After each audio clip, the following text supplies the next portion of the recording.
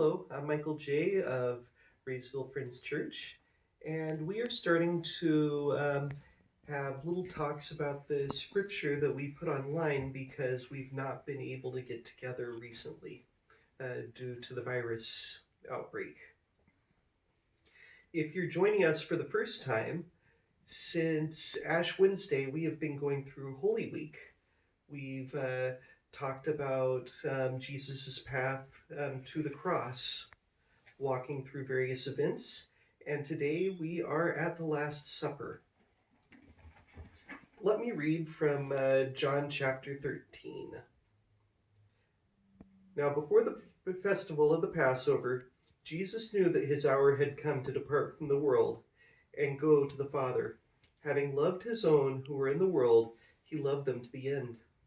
The devil had already put it into the heart of Judas, son of Simon Iscariot, to betray him. And during supper, Jesus, knowing that the Father had given all things into his hands, that he had come from God, and going to God, he got up from the table, took off his outer robe, tied the towel around himself. Then he poured the water into a basin and began to wash the disciples' feet, and wiped them with the towel that was tied around him. He came to Simon Peter, who said to him, "Lord, are you going to wash my feet?" Jesus answered, "You do not know what I am doing, but later you will understand."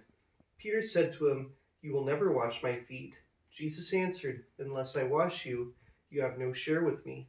Simon Peter said to him, "Lord, not only my feet, but also my hands and my head." Jesus said to him, "One who had been bathed need not be washed, except for his feet, but he is entirely clean. And you are clean, though not all of you." For he knew who was to betray him. This was the reason he said, "Not all of you are clean." After he washed their feet, he put on his robe, returned to the table, and said to them, "Do you know what I've done for you? You call me teacher and Lord, and you are right, for that is who I am. So if I, your Lord and teacher, have washed your feet, you also ought to wash each other's feet. I have set you an example, and you should do as I have done to you. Very truly I tell you, servants are not greater than their master, nor are messengers greater than the one who sent them. If you know these things, you are blessed if you do them." The last week that we were able to be together in person, we spoke about rituals. We spoke about how friends often don't do rituals, and we spoke of the danger of that because sometimes when you don't do rituals, you forget about the lesson the ritual teaches you. We also spoke of a similar danger when people do rituals all the time and never think about what they mean. But the thing is we all have our rituals. One of the most common rituals in the Christian world is foot washing.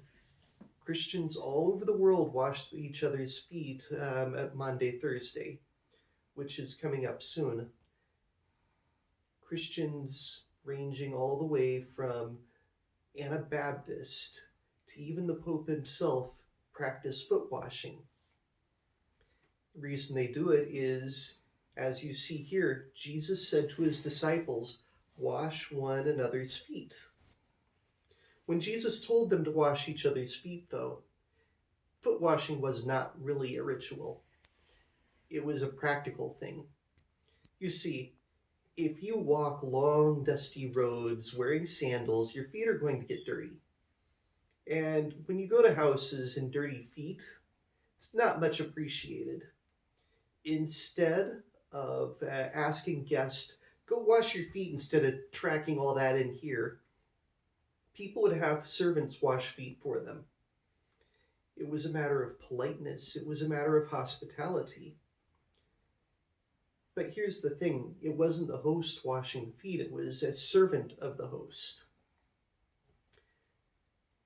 It was not something a person of higher position would do for a person of lower position. When Jesus washed his disciples' feet, he was turning this social expectation on its head. Jesus was the one called Lord and Master. And Jesus was the one that you'd expect someone to serve. The servant would not only wash the guest's feet, but the master's feet as well. if his feet need washed, of course. But Jesus said, wash each other's feet. You see what I do? Do the same thing to one another. Well, one hard thing though, because, well, the same virus that's keeping us from meeting is going to keep Christians all over the world from washing each other's feet. This ritual, the symbolism of serving one another is going to be impossible, but we still have many opportunities to serve each other. In fact, things that make life hard, like this virus, increase opportunities to serve each other.